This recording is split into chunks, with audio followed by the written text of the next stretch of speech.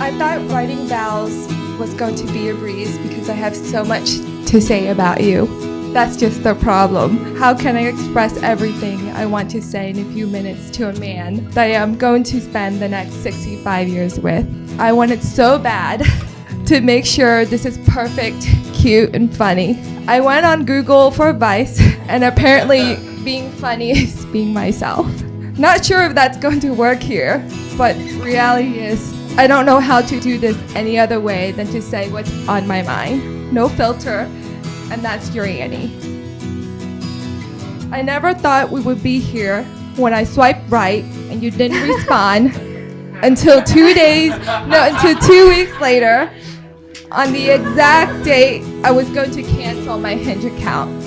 You looked like you could be a sweet guy. I was irritated that you didn't respond and told myself that you were going to be my last swipe. Well, you were not.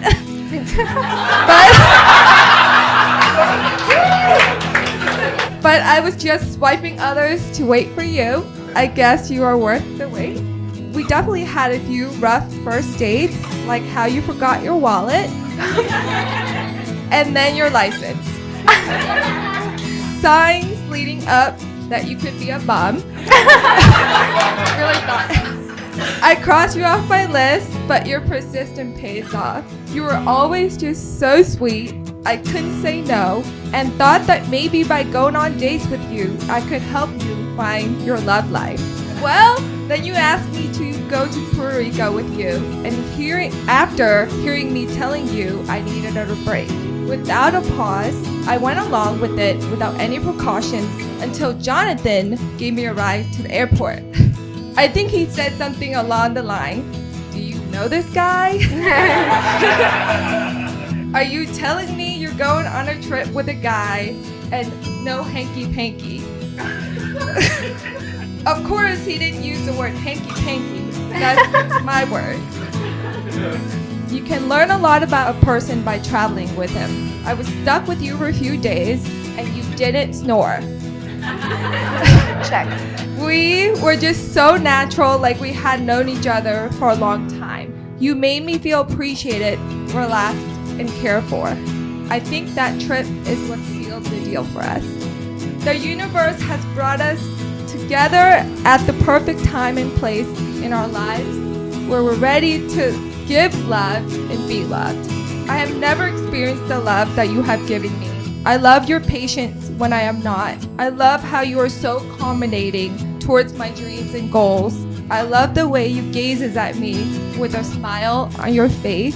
You always show up to everything that's important to us. Most importantly, I love how safe I feel when I am with you.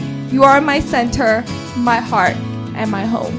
Dear Henry, I promise to take care of you, Gabrielle, and our family through good and bad times, whether we are flying over the moon or riding a roller coaster. I promise to treat and love you unconditionally. I promise to cook or order for you.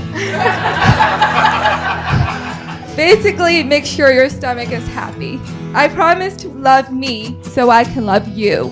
To make sure I'm healthy and we are healthy to keep our 65 years on track. I promise to keep our Wednesday date night and of course, keep our passion alive. I vow to be your anchor, your foundation when there's a turbulence. I thank God every day for you. I love you, Henry Bradley. And I can't wait to be Mrs. Annie Tran Bradley. So, what happened to the 60-second limit? Now I know why you were late to the airport. You're just sitting outside waiting, weren't you? Okay. Miss Annie, she only wrote 2 words to me. This is why it took so long for me to respond. I wrote a little statement on my page. It said, "It's perfectly acceptable to eat dessert before dinner." And she wrote, "Yes, sir." So I looked at this comment. I was actually on a camping trip with Gabriel, so I didn't have any cell phone reception. That's why I didn't respond for a week. I didn't swipe anymore. I did write back 2 words, "Yes, ma'am." And then she didn't respond. But I was persistent. I waited and I kept watching, and I wrote back another statement, and you replied, And this woman likes to talk.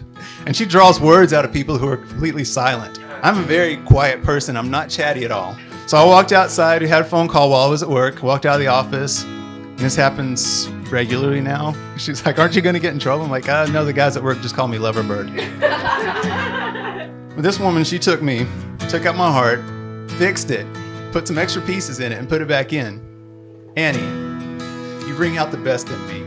Challenge me each day to try new things, take adventures, and explore places I would not normally visit. And somehow you make each of these adventures feel epic.